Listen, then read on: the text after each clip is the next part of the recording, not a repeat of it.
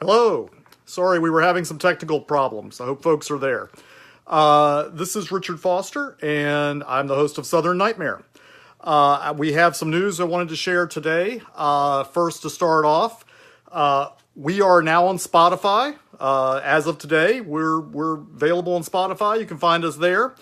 And also today, we passed a big milestone. We are at 50,000 listens. We've just hit that. So I'm very excited to share that. We just hit that milestone tonight. So I just wanted to, we are halfway through now. If everybody's caught up with episode 5, we're halfway through season 1 and the story of the South Side Strangler.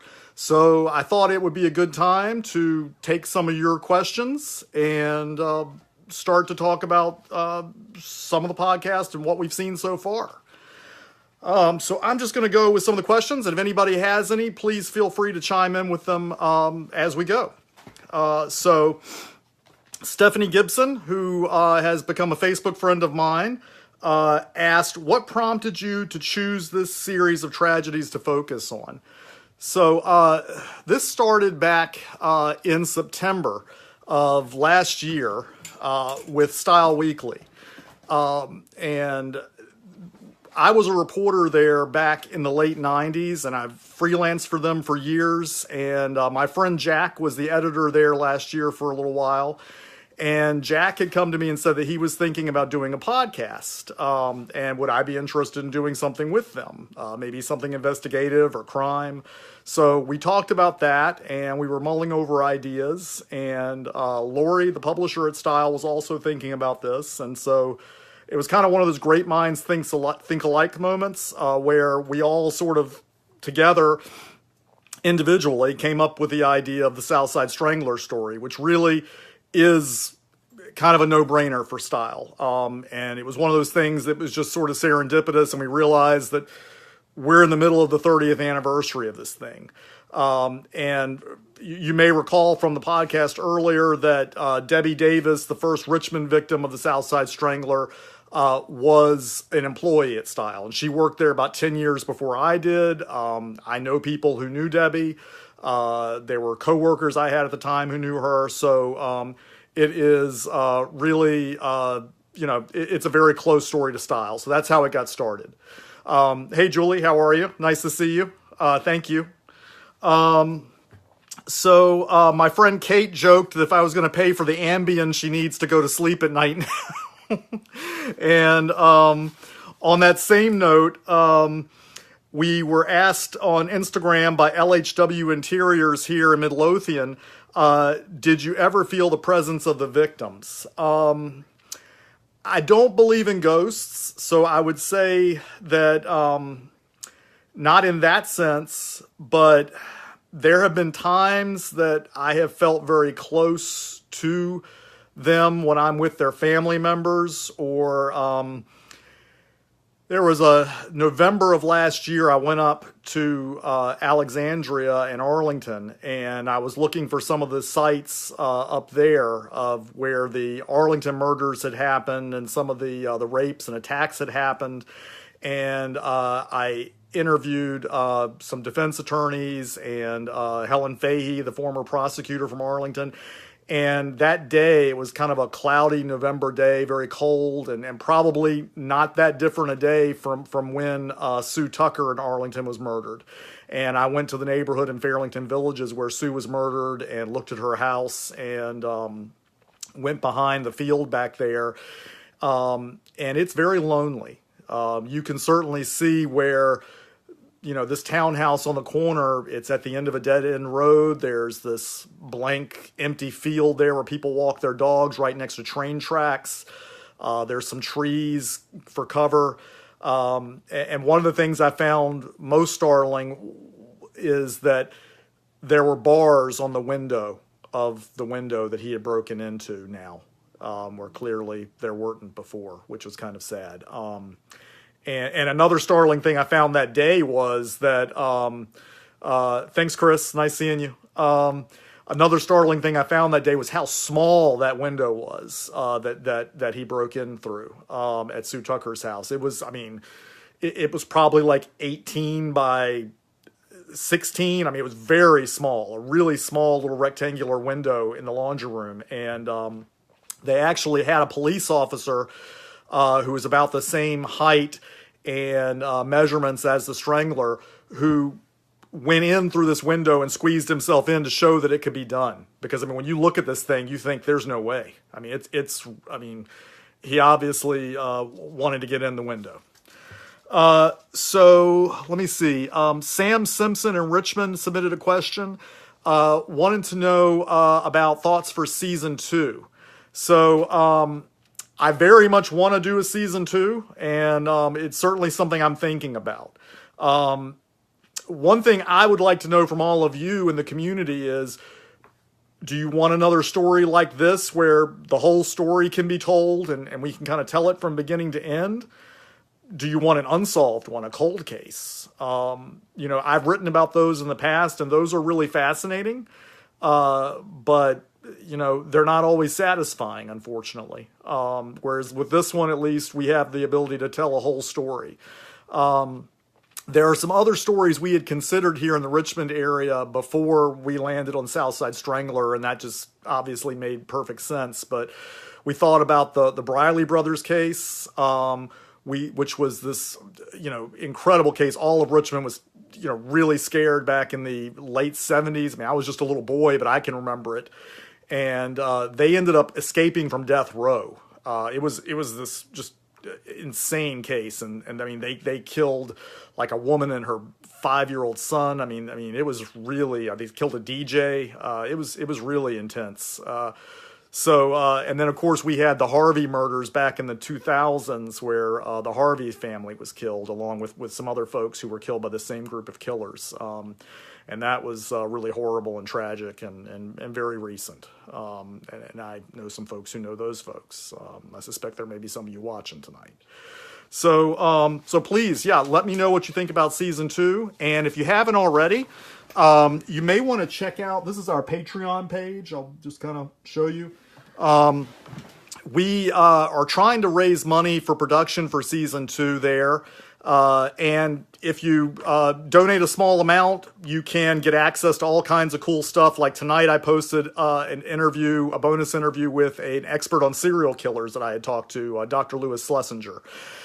He's a forensic psychologist and has done work with the FBI Behavioral Science Unit. Really, really cool guy. And I mean, there's some creepy, scary stuff in his interview. So if you're enjoying Southern Nightmare, you'll like that. And we also have video of our 1-hour live interview in there. So please do check that out. So let me see. We've got some other comments here and some other questions that I'm going to go to. Let's see. Okay.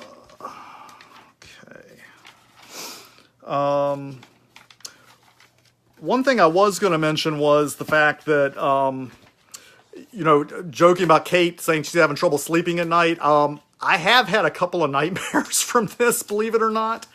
And I think it's one of those things that, I'm kind of constantly writing in my head because I'm still in the middle of writing the scripts. I'm actually putting the finishing touches on next week's show right now. I've been doing that tonight. And so this stuff stays with you, and you wake up in the middle of the night and it's there. So it can get a little intense. So let me see. I had some questions that were put on Patreon by Chris O'Hearn, and he had some excellent questions. So I'm going to go to some of those. Chris had asked, how do I get people to want to be interviewed? It is a tough thing with this. You know, I think the best thing I can do is try to build rapport with them and try to show them that I'm professional, that I have a history doing this, that I'm sincere, that I'm not out to do anything awful. I mean, I try to lay my cards on the table. I think, you know, since I started out, you know, 25 years ago when I was just a kid doing college journalism to now, I've learned a lot. And one of those things is, you know, I'm not afraid to be a little vulnerable or to tell people some things sometimes about myself where we might find common ground and build rapport. And a lot of times I'm more willing to tell them, okay, this is what the story is. This is where we're going to go with it. and I try not to be super secretive about it. And I think that helps, that they see that I'm open and I'm willing to talk to them. There have been a few people who have chosen not to talk. Unfortunately, the widower and brother of Dr. Susan Helms chose not to speak, and that was unfortunate because, I wish they had done that. But at the same time, do I understand it? Yes. I mean, you heard from the Cho family that is an incredibly traumatic thing, to find your loved one, not only to have your loved one murdered, but to you to be the one finding this awful, horrible scene that's left behind by this serial killer, where your loved one has died in such agony and fear. I can't imagine. And it's a life-changing event for all of these people. A murder, period. I mean, the loss of any person you love is life-changing, but these, I mean, my God, So, yeah, do I understand why these folks chose not to talk? Yeah, but I wish they had. And I'll say, I feel a real kinship with some of these folks when I've talked to them, particularly Roman Cho, Diane's brother, and Mrs. Cho. That was really intense. I mean, both of them have not really spoken about this thing 25, 30 years. They never really articulated what they were feeling. They didn't even really talk to each other about it. So to get them to talk, I think they appreciated it, and I think they got some things off their chests, and, it made for a better story, and we got to hear the full story of who Diane Cho really was, which for me was personally so far has been the most rewarding part of this story, was to be able to finally have Diane more than just described as a 15-year-old high school freshman and Asian, which is how they described her in the 80s, which, is not the full story. So, okay, so let's see what else we've got. What was the most interesting thing I found out? Probably, I would say the whole story. I mean, I know that seems like a cop-out, but it's really not. I was a 16-year-old kid when this happened. I mean, I'm not lying. I barely knew anything about this when it was happening. I was oblivious, I mean, I wanted to just, play in rock bands and hang out with my friends and date girls and blah, blah, blah. That wasn't where my head was. So, I just remember being over at this friend's house and she's telling me, hey, a serial killer just killed a girl down the street here a week ago or a couple days ago or whatever it was. And me being just completely shocked. I think just knowing the entire story, because even when I was at Style, when I was told, hey, one of the South Side Strangler victims worked here, but we were told really not to talk about it because, it could upset people or people had worked with her and we didn't want to.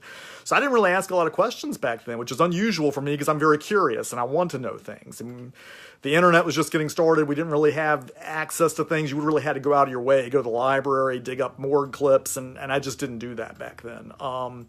So, yeah, I mean, I've learned a lot, and particularly for me, I think the biggest thing was learning the fact that this case, which is this historic case for law enforcement, the first time that DNA is used to catch a serial killer, and honestly, I think an argument's made killer, period, and I'll bring that up in future episodes. But the first time that DNA is used in this kind of a case, and it happened right here in my hometown of Richmond, I mean, that stunned me. And I think the thing that's even more surprising is there's a lot of people around the nation who have never heard of this case and have no idea of what a big deal it was. I mean, me personally, I think probably like a lot of people in my generation, the first time I heard DNA was Mr. DNA from Jurassic Park, hi, I'm Mr. D, that is the first time I ever heard it. So, maybe some science classes in high school that I probably wasn't paying attention like I should have. So, it is fascinating. It's a really amazing story, and I'm glad to have all of you along for the journey. It really is something. Let's see. Were there things I couldn't ask? Not really. I mean, I'm not afraid to ask anything. I'll certainly ask. But I think there are things that I'd like to know that I don't think any of us are ever going to know, and that's going to make more sense as you hear. I think even episode 10, the final episode of this season, the last episode about the South Side Strangler, I think that's going to make a whole lot more sense to everybody when you hear that in about a month. That there are still some unanswered questions that we're just never going to know. But I hope this podcast will get closer than anybody has before. So that's my goal anyway. Let's see. How did I start the process and how did I find the information? Wow. So in a lot of ways, it is easier to do research and reporting now than it was back when, some of you may know I wrote a book back 20 years ago. And actually, we're getting ready to come out with the 20th anniversary edition soon. So look out for that. It's called The Real Betty Page.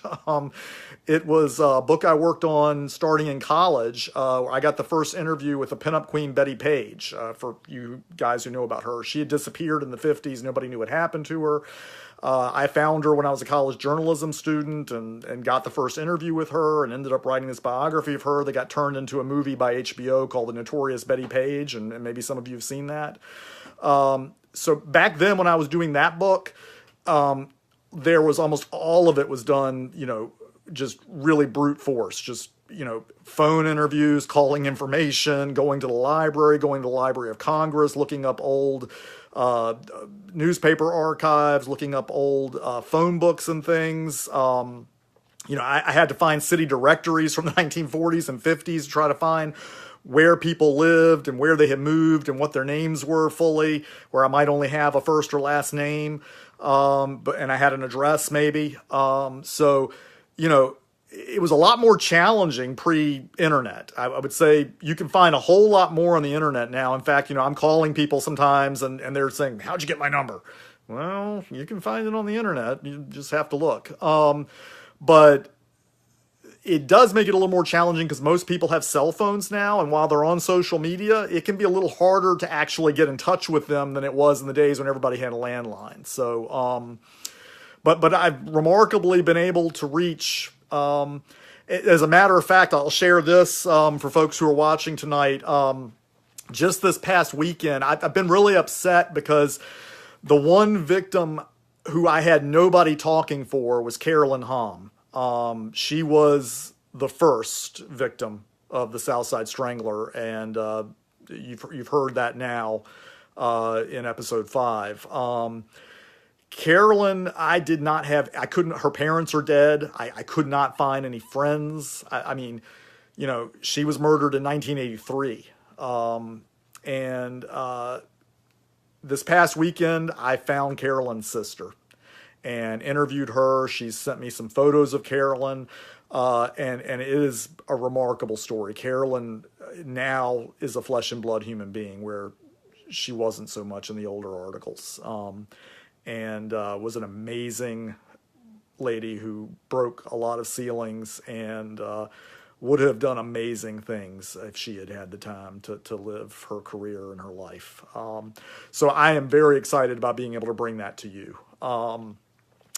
So that's some of the challenges now, but I would say it's a little easier to track folks down now with the internet than it was in those days, and it's still fun. It's still fun, but just a different kind of fun. But a lot of it is just being relentless. And another thing that I really learned doing this project is when I first took this on, I was told, I talked to a reporter down in Norfolk at the Virginian Pilot, and he had just done this podcast, which if you guys have not heard, please listen to this because it is an amazing podcast also. It's called The Shot, S-H-O-T, like gunshot. And it is done by the Norfolk Virginian Pilot, and it was a tremendous story about the only unsolved murder of a policeman down in that area. And they just knocked it out of the park, and they've won some awards for it. They really did a tremendous job. So I talked to one of the reporters who did that, and asked him a little bit, how'd you do this and what all did you do and blah, blah, blah. and, asked him a little bit about, what kind of recorders did you use and, nuts and bolts, but also asked him some of, okay, well, how did you, because I'm used to writing for print. That's been my whole background. And so a lot of what I do is, I don't have to worry about does someone sound good when I'm recording them. It's just for my notes. It's just so I can type it and get it out into the world. And so now I've got to worry about, is there a TV in the background? Is somebody coughing? Is there, do I want background noise? Do I not want I've got to pay attention to that too. And I can't interrupt somebody. I can't talk over them, where sometimes in casual conversation you might do that. I have to be more careful about that because we want to be able to use everything they say. So I picked up some tips and things from them on that front. But the one thing they told me that stuck with me was they were like, however much time you think this is going to take, you can pretty much quadruple it. And he was right. I mean, I had no idea how big a project this was I was getting myself into. They talked about, they were like, well, this is the only thing we did for 6 months. We got off of our regular newspaper beats and we did nothing for 6 weeks but work this project. And so, or 6 months, I'm sorry, 6 months. They did nothing for 6 months but work that project. And so they were like, and you're doing this part-time around your full-time job as a freelancer by yourself? So, yeah. So, all my spare time, I mean, I don't have that anymore. There are so many movies and video games and books that I have missed over the last 6 months or so that it's crazy. But, yeah, I've had a great time, and it is a load of work though. That is the one thing, is just, you just have to really be dogged. You just cannot give up. And I think, there were people that I remember I was trying to find 6 months ago that I may have just started finding or just finally found and got an interview with maybe a few weeks ago. And as I'm getting them, I'm adding them to it. So that's awesome. Yeah, I see Julie. Julie was saying that I found Carolyn's sister. Yeah. And we did talk about David, Julie, and that will be in the episode. As you can imagine, I think that was a little tough for them. So you'll hear some of that. And Julie, everybody, Julie was friends with David Vasquez, who is going to be, he's going to be featured prominently in an upcoming episode. And you've heard about David, in David Vasquez in, I think episodes 4 and 5. David was arrested for Carolyn Hamm's murder. And so, that's a really intense story in and of itself, and, it's coming. So let's see, what else have we got to talk about? What would I do different? Time management. I would have started writing a lot sooner. I mean, it took as long as it took to do a lot of this, but in this home stretch, this last month or so is pretty brutal, with script writing and getting everything to the finish line. So, I mean, we are recording and finishing. I mean, John Morand, who is my very talented audio producer, who I'm working with at Sound of Music Studios here in Richmond. John is tremendous, a fantastic talent. He has done production work for a lot of big name famous acts like Joan Osborne, Hanson, Guar here in Richmond, who are Grammy winners you may have heard of. John and I mean, the episode that's out today, episode 5, he and I were working on last night and put it to bed at 1:00 in the morning. I got up this morning 6. We, got breakfast, went to work, and that's sort of what the life has been like lately. But this is a tremendous story, and it is one of the biggest projects I have worked on in my life. And it is rewarding. It's a grim story, and it's dark, but it's an important story. I mean, and it deserves to be told for the victims, and for the fact that it is this landmark case. I mean, I can't understate that enough, how important it is. So I am so glad that we've had the chance to tell this story and to have all of you along for the ride. Thanks, Chris. So I think I'm going to wrap it up. We're about 9:30, but I want to thank everybody for listening to Southern Nightmare. I don't know if you heard, we made the U.S. iTunes podcast charts last week in the Society and Culture category. We were number 69. I'm hoping before this whole thing ends up that we will hit the top 100 for the iTunes charts. We'll keep our fingers crossed. So please keep telling your friends. Please keep posting on social media. Support us on Patreon so we can get a season 2 going. And keep listening. I really appreciate it. And knowing how much you guys have been enjoying this really makes all the hard work worthwhile. So thanks again, Southern Nightmare listeners, and pleasant dreams.